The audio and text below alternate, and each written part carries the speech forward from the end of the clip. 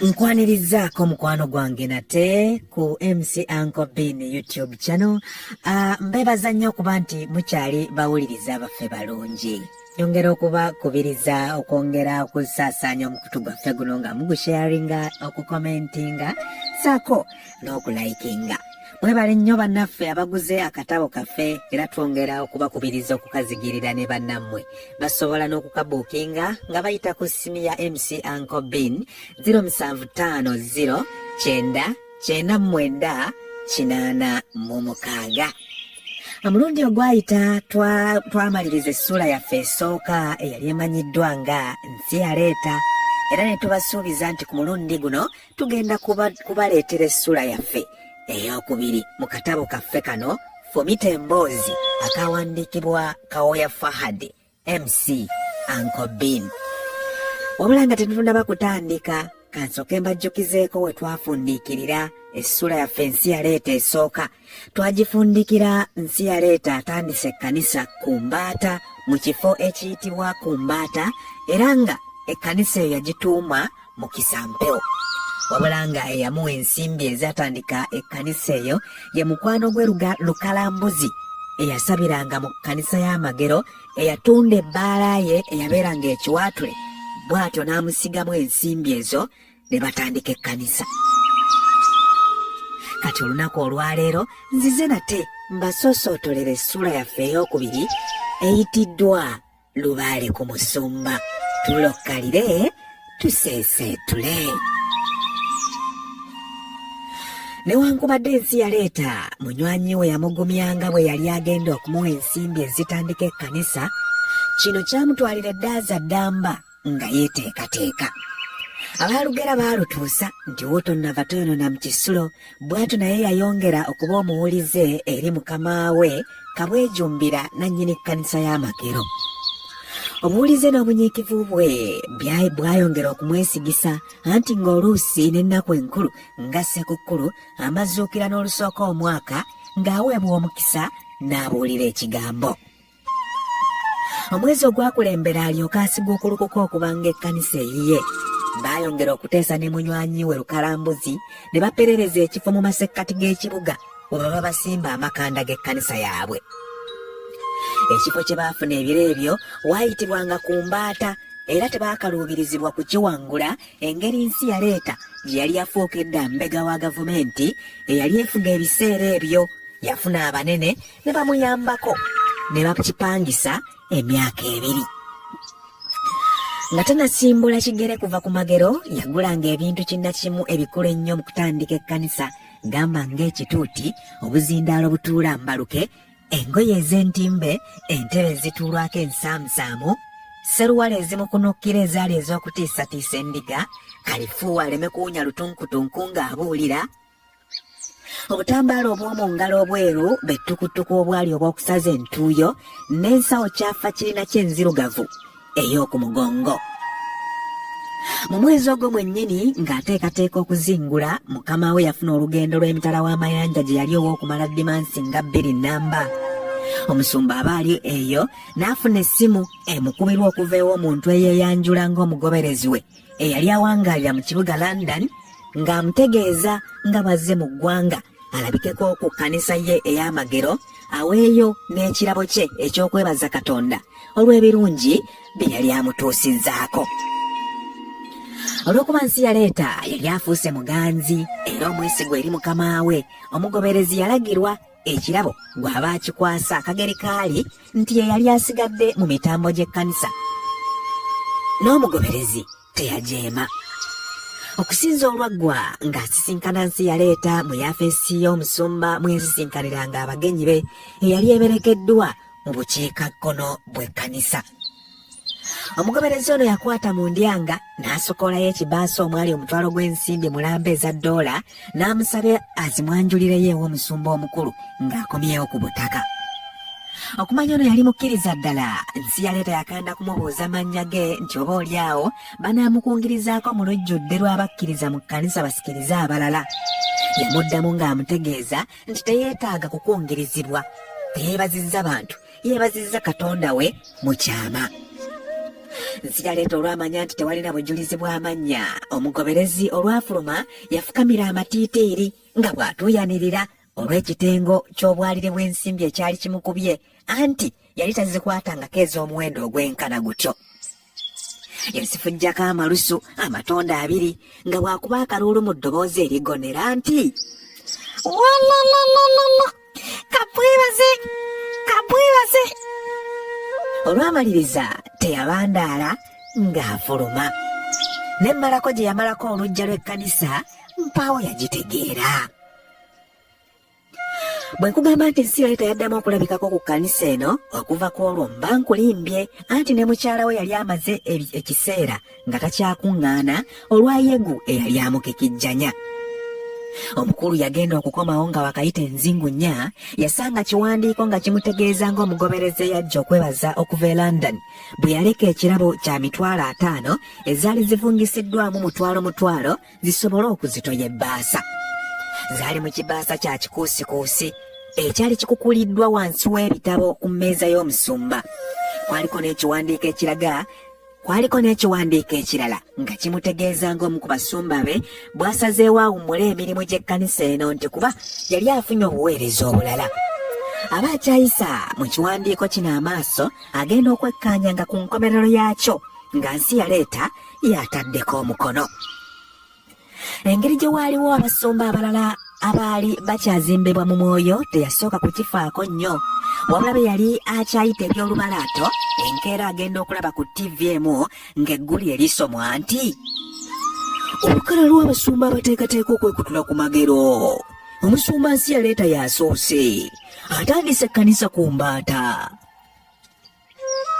Nsiyaleeta yatandika n'amaanyi agatayogerekeka, anti yakoleera mangu nga bw'aba lubaale gwe bayita ow'ekibanduko.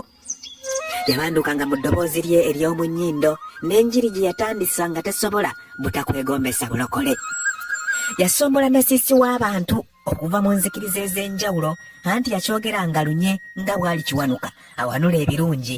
Mpozzi olumu yeewuunyisanga abantu ng'agamba nga bw'aliko ekikolimo n'omukisa mbu bw'omusemberera ekiri okumpi ky'obaka. Wabula era teyakoowanga kugamba ndigaze nga Katonda bwe yamutuma ayingire ekibuga asabire abalokole n'abatali balokole, mbwe era abasammulize ku mukisa ogutalina buyinike ogusika n'ebiri ewala ng'empenduzo. Emyezi gy'omusumba mu kkanisa ye egyasooka gyali gya muggundu, anti ng'endiga ziweredde ddala wamma nga n'akabbo katandise okusekaaseka. Kadde olubaale kyavaamuwo ekirowoozo babeeka amayingo ga laadiyo kwe baba batandika okukyala bongera okutegeeza ensi ekigambo n'ekkanisa yaabwe mu kisampewo yeeyongera okumanyika. Laadiyo gye baasalawo okupangisaako obudde yayitibwanga Ddedderebu Famma, kwe baabuuliranga enjiri essaawa 2 buli kiro. Abagoberezi n'abawuliriza baabaagala nnyo era ne beeyongera okwala nga mu kiseera kino ensimbi ezaavanga mu kiweebwayo mu kabbo nga ze zikola ku nsonga ng'okusasulira obudde bwe baamalanga ku laadiyo eno. Bino byonna okugenda mu maaso nga bawezezza ezzadde ly'abaana 3 ng'ate bonna bagannemeredde. Nsiyaleeta bwe yaweza emyezi 6 mu buweereza bwe n'ajjirwa ekirowoozo ekitandika laadiyo eyiye enjiri yeesobole okwegazaanya nga tewali agikuba ku mukono, anti eby'okwetalira ewa banne ebyali bimukeese. Ekirowoozo ekinene kiti okumujjira yali yeesize omutwalo guli ogwa $, gwe yali ayawudde okuva mu kkanisa y'amagero. Kubanga bwe yali yaakawula ssente ezo olwajjako $50 ge yateeka mu bbaasa n'agiweereza musumba munne agimutere mu yaafeesi ya bwana mukulu, omutitimba ogwali gusigaddewo nga gukulira mu bbanka. Essaawa y'okutandika laadiyo bwe yatuuka, ku ezo kwe yayongereza ez'ebirabo ebyaweebwangayo abagoberezi mu kkanisa ye eyamukisa mpewo, nga bino yabikuŋŋaanyiriza akabanga akaawerako. Okusooka yakaluubirirwa nnyo okufuna ekifo laadiyo ye weeneesimba amakanda, wabula aba akyewuunaganya. Omu ku bawala be eyali yaakava ku luggya kwe kwegayirira bba n'amusenza ku kizimbe okwali eddwaliro mwe yali akolera eryali lisangibwa ku kyalo Luguje, era mu kaseera mpawe kaaga laadiyo yawanikibwa ku mayengo n'eweebwa n'erinnya Kisula Famma. Ebbugumu lyeyongera mu kkanisa ye anti nga n'enjiri tekyagererwa budde ku mpewo ate n'engeri gye yali tannafuna baweereza na bintu birala byakuweereza bawuliriza kwe kusalawo asooka asaasaanya enjiri mpozi n'okuzannyanga ennyimba mpaka budde ezzibi. Abantu beeyongera okweyunira ekkanisa ye ne laadiyo n'etutumuka wamma nga bw'oyitako ku kibuga saba mwebaze bye bigambo ebikwaniriza. Anti ye yali eŋŋombo ye ng'ayogera kimu bibiri mwebaze Lubaale Kaseegu bwe yali tannamutemba jjoba. Endabika ye ng'omusumba yali ekyusekyuseemu akageri ke yali atandise okwezaamu ku kasente kwe ggamba nga yeefaananyiriza omwana abadde abagerwako ekitole ate ne bukya ng'ali ku muwumbo. Yayambalanga essuuti ye enkunukivu nga n'atonnya mooli ng'atunuza kkabyo n'amaaso ag'olwengenge agalaga nti Katonda yazza bibye katagabeemu empujjo. Wamma ng'obusungu obw'ettumbiizi bumulabika ku maaso. Olumu aba agenzeeko mu kirabo ky'emmere ku kaalo akamu akaayitibwanga Nsooba, obudde bwali bwa mutuntu ng'alakasidde n'asala eccupa ya sooda wabula ne batamuweerako gisaanukula. N'asalawo agisaanukuza omutaka w'embuule Ssezinnyo. Baamu okumaliriza ng'abannyoga abiri gajjidde mu ccokolo era gwe muzigo omunene gwe yasigaza mu kamwa anti bw'omusemberera olabira ddala mapengo awedde emirimu. Yatambulanga asottoka nga bw'aziinyuuka. Oluusi bwe yacamukanga ng'azinamu obuzina obw'ekirogo n'engeri gye yali lwadagada nga ne bw'obeera wala omulengerera eri ng'ensinga ekunukidde. Omukwano gwe ne Kaddulubaale gweyongera okutaba mpozi ekyayagala okugusannyalazaamu ly'ebbula ly'omwana omulenzi eryali libamazeeko ejjannakakaawa kuba be baalina bombi mu kiseera kino nga baabuwala. Baasalawo obutavanga ku maviivi olw'ensonga eno nga beegayirira ddunda abakubagizeeyo n'ekyamagero ekyannaatuukirira. Laadiyo ya Kisula Famma bwe yasimba amakanda nga n'abagoberezi bagitegedde, ensi yaleeta yatandika okuwandiika abakozi abanaagiddukanya. Mu bwe yasooka okulowoozaako ye mukwano gwe Yezebbeeri bwe baali batandise okulinnya mu kimu bwe yali akyakolera ku ntakula Famma. Onojjukira bulungi nti ono ye muwala eyalina langi ey'oluvuuvuvu eyamugololeranga engoye n'okumubeesabeesanga bwe yasuliranga mu ggumbiro ly'emmotoka ku Magero. Obuweereza bw'omuwala ono obukulu ku ntakula Famma kwabanga kusengejja nnyimba era y'emu ku nsonga eyawaliriza nsi yaleeta n'amupasula. Olw'okuba omuwala kirabika naye yali yagwadde omulenzi ng'alinda akabiriiti kamu kakoleeza oluyiira olwamutegeeza nga bwe bamwetaaga kwalinga kusindika munya mu ssubi ng'asiga okulukukayo nga yeeyunga mu butongole ku Kisula Famma ng'omusunsozi w'ennyimba atawonyekamu. Ebiranga ebikoola abanaaweereza byayisibwa okumala dimansi nga 2 era omusumba n'alonda olukiiko olw'ekiseera oluvunaanyizibwa ku kusunsula abakozi. Be yateeka ku lukiiko luno abamu yali yakolako nabo gye yasookera gamba nga Lugoomiima eyalondebwa akulira ensonga z'abakozi, Bommokka eyaweerezanga ebyafaayo by'ensi nnabulamu ensi n'eyanaamirira n'abalala. Mu balala mwalimu ne Magabali eyali yavuganyaako ku kya ssentebe wa mukulu wa kibuga. Ono yalondebwa okuba ssenkulu wa laadiyo eno ng'ekisiikirize akulire emirimu gyonna egiddukanyizibwa. Newankubadde yalina laadiyo endala ey'amaanyi gye yali akolerako mu kibuga ekiseera ekyo, olwamukwenyakwenya n'entebe ennene ng'asuulawo ttawulo nga yeeyunga ku Kisula Famma kutandika kwesuubira mu ntebe ng'ebiwujjo buli mu kuba akawewo. Baalugera nti anamma owuwe nti linda ab'ebweru bafune, wabula ku mulundi guno Magabali yaluwakanya anti olwamuwa obukulu yasooka kuleeta kabinja k'abaana be yayolanga bagwe mu bifo era bajjuza ebifo ebiwerako ku ntandikwa ya laadiyo eno. Kino kyanyiiza nnyo nsi yaleeta anti ne kabbira y'abakozi bano yali agigaaya ng'awulira tagimira era nga tayagala eri empanga mu bifo ebiwulirwa. Olw'okuba si kirungi kutta kibe nga tonnakikenenya ndusu, n'ensi yaleeta yabassa akasiiso w'endali kassa omukukumi era gye byaggweera nga bonna abakutte ku nkoona ebbanga bwe lyagenda lyekulungulula.